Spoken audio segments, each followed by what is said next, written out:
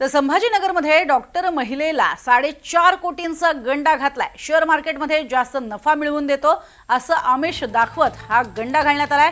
WhatsApp group बनवून आणि बनावट वेबसाईटच्या माध्यमातून ही मोठीच सायबर फसवणूक करण्यात आली। त्यामुळे डॉक्टर महिलेला तब्बल 4.5 कोटींचा हा गंडा घातला गेलाय। ते जर तुम्ही पैसे गुंतवले तर दुप्पट तिप्पट तुम्हाला नफा मिळेल। मग त्या आमिषाला बळी पडून त्यांनी जवळपास 4,52,00,000 रुपये वेगवेगळ्या वेळी RTGS द्वारे ते ट्रान्सफर केले।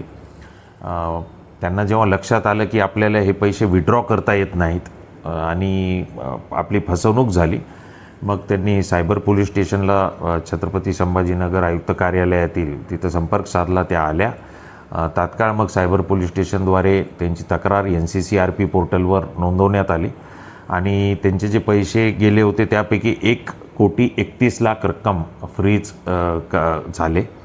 ते त्यांना काही दिवसानंतर परत मिळतील।